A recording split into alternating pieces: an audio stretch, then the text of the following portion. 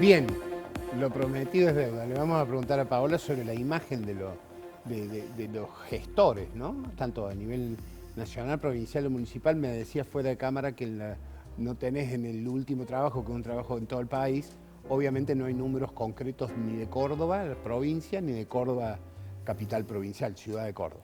Sí, el último trabajo que hicimos es un trabajo de representación nacional y no se puede poner el foco provincia por provincia porque faltarían casos para que sea representativo.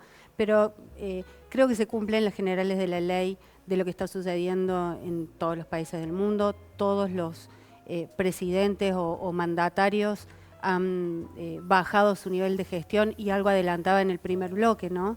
El presidente Alberto Fernández arrancó allá por marzo la gestión de la cuarentena, tiempo, ¿no? Parece que hiciera años, con más del 80% de imagen, y hoy tiene una imagen que supera el 50%, todavía es, a nivel nacional, ¿no? Todavía es más la positiva que la negativa, pero viene perdiendo 5, 6, 7 puntos por mes. Y me parece que ese es uno de los principales problemas que está teniendo la Argentina hoy. Esto de gestionar, un poco lo decía Ramón al principio, gestionar consensos, no se trata solamente de cuando tenemos una imagen positiva alta, tomarlo como un cheque en blanco para tomar medidas sin tomar el tiempo de generar o gestionar los consensos necesarios para aprobar el resto de las medidas. Y acá hay un problema no solamente de comunicación de las políticas o de los diseños de políticas, sino que es un problema de política concretamente, ¿no? Un problema de diseño de políticas públicas. Con los años he ido aprendiendo un poco esto de comunicación, y la comunicación ayuda y contribuye a la política o a las gestiones, pero no es todo. No es todo. Después, básicamente, lo importante es la elaboración de la gestión de las políticas públicas, que es lo que dice Paola. La comunicación contribuye claramente duda, pero la elaboración de programas sirve para dar respuesta a los problemas que tenemos, porque hablando y bueno, vas a tener un tiempo después si no hay respuesta. Fíjate lo que nos ha pasado, que a lo mejor lo hemos visto por los medios de comunicación, porque no nos pasó en Córdoba, pero pasó en Buenos Aires, y ustedes saben que la repercusión es nacional. Hace 10 días con ese paro, ese reclamo de los policías, que nosotros lo habíamos vivido ya en el 2013.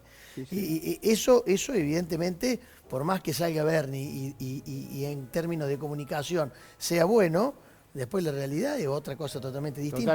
Y yo lo puedo traer acá a la provincia de Córdoba. Hermosas publicidades, después dicen que están fundidos o que han recibido en malas condiciones los gobiernos, y en realidad no paran de hacer publicidad. Y la publicidad no va de la mano con la necesidad que tienen los habitantes, porque hay problemas con los médicos, hay problemas graves de inseguridad, y puedo seguir con la lista mucho más larga. Hay otro problema también que me parece que hoy leía a una colega argentina que reside en Suiza, investigadora, que dice que ya no hay adversarios políticos, sino que hay enemigos políticos. Se ha radicalizado mucho el discurso, ¿no?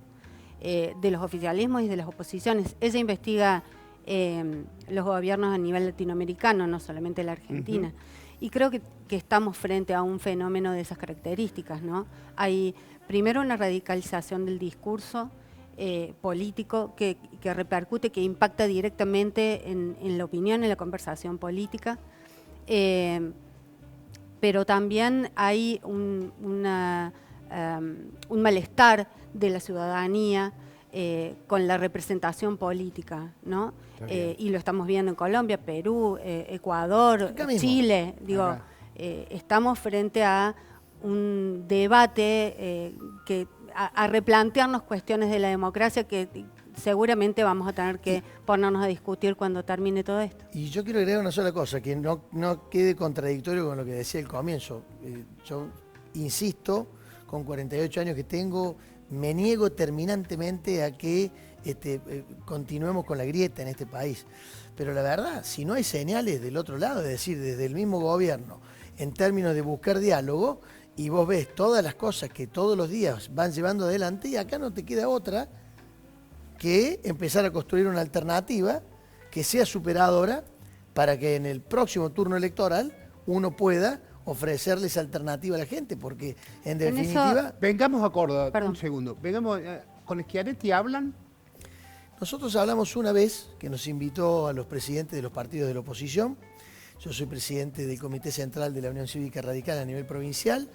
Estuvimos conversando sobre la situación sanitaria, la situación financiera, la situación económica, que nos preocupa mucho. El ministro de Finanzas había dicho que a lo mejor bajaban salarios y jubilaciones, y de hecho después terminaron modificando la ley de jubilaciones, y por tercera vez Schiaretti le bajó el 15% el salario de los jubilados, y no volvimos a hablar. Sí, tengo diálogos con todos los sectores políticos, económicos, productivos. Está el partido en un proceso no solo de modernización, sino fundamentalmente de escucha, tratando de ver cuáles son las necesidades, y a través de nuestros legisladores, sean nacionales, provinciales o en los consejos deliberantes, dar respuestas con proyectos y propuestas. La interna parece hoy una cosa, absolutamente que pueda modificarse. Ustedes tienen interna de renovación de autoridades partidarias. El día 6 de diciembre se renueva. No parece razonable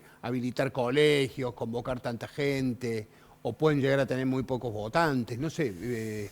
Bueno, estamos en imagino, esa encrucijada. Hay un calendario electoral que ya se ha determinado, estamos trabajando para eso. Yo le envié una nota al COE solicitándole que me informe cuáles eran los protocolos, cuáles son los protocolos para poder llevar adelante una elección donde vamos a tener más de 500 escuelas donde poder votar en toda la provincia, porque no es una elección de un distrito, sino de una ciudad, perdón, sino que es de toda la provincia.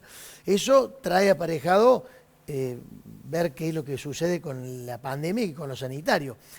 El radicalismo en otros distritos, Tucumán, Salta, Entre Ríos, Río Negro, la provincia de Buenos Aires y la ciudad de Buenos Aires ya postergaron, prorrogando los mandatos de las actuales autoridades hasta marzo del año que viene, para ver si están dadas las condiciones para llevar adelante. ¿Cómo va a venir el tema de las listas? Porque si está bien, falta mucho y demás, pero hay una negociación, hay miradas, hay proyectos sobre eso.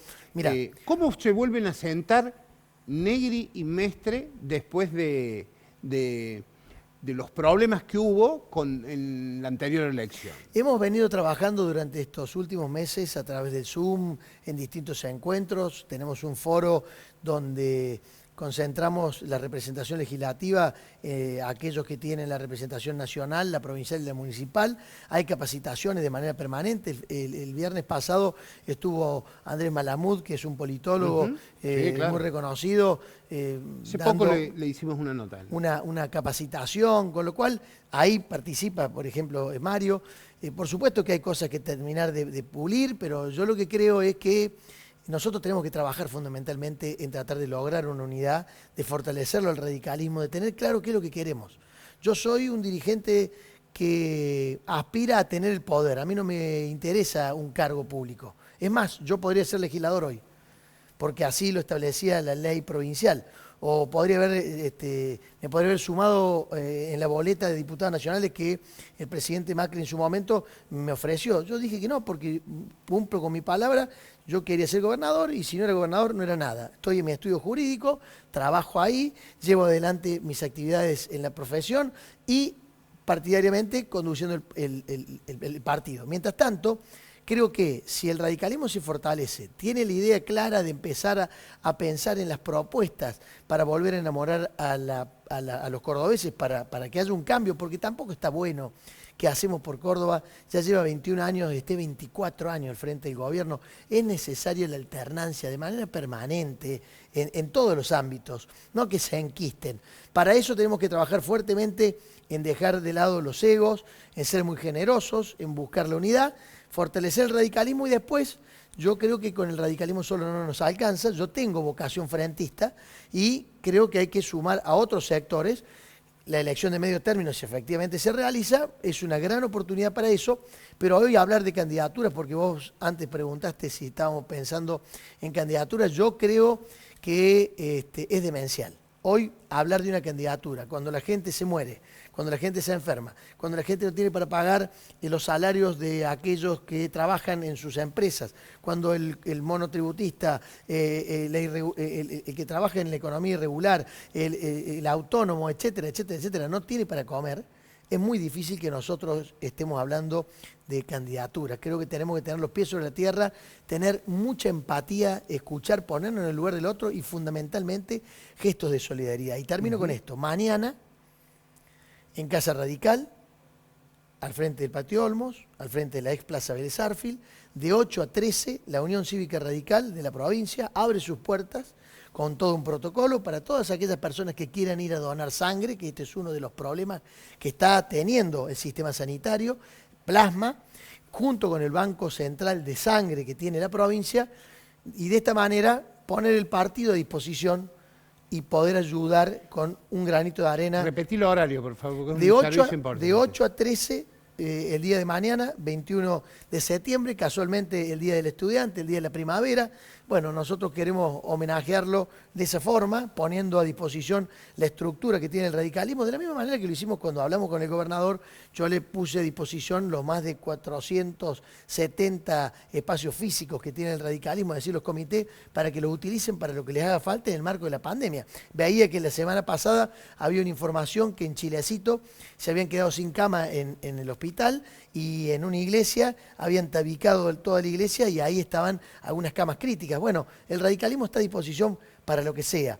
Cuando vemos que hay alguna cosa mal, por supuesto la criticamos, pero tratamos de ser prudentes por el tiempo que nos toca vivir. ¿Qué debe hacer la política y los políticos para reconciliar el contrato social con la gente? Bueno, es bastante difícil porque cuando entramos en una situación de riesgo como la que estamos ahora y cuando la gestión de ese riesgo se vuelve tan dificultosa porque se estira, se extiende en el tiempo, es muy complejo y muy difícil. Yo creo que la particularidad de la Argentina, que no se comparte en otros países latinoamericanos, es que Argentina se ha vuelto un país bicoalicional, ¿no? Y entonces requiere de mucho diálogo y de mucho consenso, como decía al principio Ramón, no solamente del partido oficialista con el partido opositor, sino de los partidos hacia adentro, de los espacios hacia adentro, consensuar primero hacia adentro cuáles son las políticas, cuál es el norte, cuál es el país que quieren y cuáles son los debates que se nos vienen en un futuro muy cercano. Te voy a sacar rápidamente de la cuestión y sí algo que pasó durante tu gestión y ahora es medio conflictivo. ¿Qué pasó con Movipac? ¿Cómo es la situación? Bueno, hubo una filtración de datos que automáticamente, después de tomar conocimiento por un informe periodístico de esa situación, nosotros elevamos una multa, un pedido de informe. La empresa se hizo cargo de esa situación, no solamente que pagó la multa, sino que nosotros contratamos una consultora, la que es más reconocida a nivel nacional con todo este tema de hackeo y de información pública. Lamentablemente no la pudimos tener porque ya era el final de la gestión. Me imagino que la tendrán las actuales autoridades, pero mientras tanto las actuales autoridades decidieron darle de baja y rescindir ese contrato del estacionamiento medido en la ciudad. Están ahora en tribunales, ¿no? Está la situación, hay una situación judicial en el medio. Tengo entendido que sí, pero sinceramente yo no estoy en la gestión, el que debería de hablar es el intendente. Yo todos los días hablaba con los medios de comunicación y ponía la cara y hablaba con los vecinos y transitaba, y creo que eso es parte de un ejercicio que están obligados las autoridades de llevarlo adelante. El artículo 1 de la Constitución habla de que somos un país republicano y cuando se habla de la República se habla de informar los actos del gobierno. Entonces todo el tiempo hay que estar en contacto, no solamente con las publicidades. Las actuales autoridades están teniendo un silencio que verdaderamente aturde. El gobernador no se lo ve.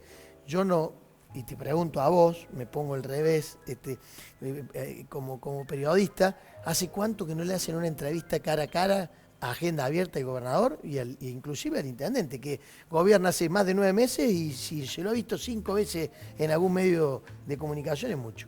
Es una coincidencia entre una de las pocas, entre Schiaretti y Cristina Fernández, ¿no? No dar notas. De ningún tipo. De ningún tipo. Una coincidencia, en serio. Pero no es bueno, el silencio en estos tiempos de pandemia aún más. Mira, más allá del conflicto de la coparticipación, que es gravísimo, que antes lo sobrevolamos o lo planteamos, se lo vio durante toda esta pandemia a Kicillof, de un partido, de un sector del peronismo, gobernador de la provincia de Buenos Aires, el presidente Fernández del peronismo que gobierna, digamos, y Rodríguez Larreta, de Juntos por el Cambio, gobernante, jefe de gobierno de la Ciudad de Buenos Aires. Una vez a la semana hablaban y daban conferencias y explicaban las cosas que estaban pasando. Acá no sabemos nada. Yo sinceramente, más allá del parte que da el ministro o el COE, al que lo eligieron es el gobernador, ¿no? A un grupo de expertos. En un momento estuvo Calvo en esa función, el vicegobernador, y después es como si lo hubieran retirado, ¿no? Sí, yo lo único que te puedo decir es que el caso Solange, el caso Blas Correa y otro tanto cantidad de casos que hay dando vuelta de gatillo fácil o de circunstancias muy, pero muy delicadas relacionadas con la inseguridad, las actuales autoridades tendrían que dar la cara. Es más, la Constitución dice que el gobernador es el principal responsable y por eso nosotros creemos que él debiese de tomar un rol más activo de comunicación con la sociedad, no a través de la publicidad, de la publinota o de las comunicaciones que se hacen de marketing, porque eso no sirve. ¿La estrategia del silencio puede rendir, le puede rendir en algún momento a algún gobernante? Creo que es una estrategia que ya no funciona, por lo menos no en términos de opinión pública, ¿no? Este viejo concepto de preservar a la principal figura para que no tenga la responsabilidad de comunicar malas noticias o en situaciones en las que la población se puede ver afectada. La verdad es que es más perjudicial para el principal mandatario que para la opinión pública en general, para su imagen. En ese sentido, Alberto Fernández tiene una posición diferente, ¿no? Da muchas notas, habla con pequeños medios, con grandes medios, bueno, yo creo que charlas. Sí, ese es un acierto del presidente Fernández. Da muchas charlas, incluso ha dado una entrevista a Agenda Abierta, ATN, que es un canal que claramente no lo trata del todo bien. En conferencias de prensa, notas, habla permanentemente, pero además habilita a otros actores del gobierno, ¿no? Para que puedan hablar cada uno en su función. Vemos al ministro de Economía, cada vez que venía de alguna reunión con el FMI, hacía una conferencia de prensa, comunicaba. Digo, ese es un valor que se le puede reconocer en el estilo del presidente. Yo digo que a propósito de lo que decís vos de la entrevista con TN, digo, a veces es más importante dar una entrevista a alguien que te pregunte cosas profundas y tal vez desde una mirada opositora. Sin concesiones. Sin concesiones, le rinde mucho más al dirigente que a alguien que te pregunta qué gusto tiene la sal. Porque ahí es cuando el gobernante o el dirigente político tiene oportunidad de lucirse, si tiene los argumentos para hacerlo. Si no, obviamente será un desastre. Pero si tiene los elementos, obviamente, sin ninguna duda, es importante. Es importante. Bueno, gente, ha sido un placer tenerlos acá, escucharlos. Realmente ha sido muy valioso. Yo los despido, espero que tengan una buena semana. Gente, un placer, ¿eh? Nos vemos la semana que viene. Fuerte abrazo.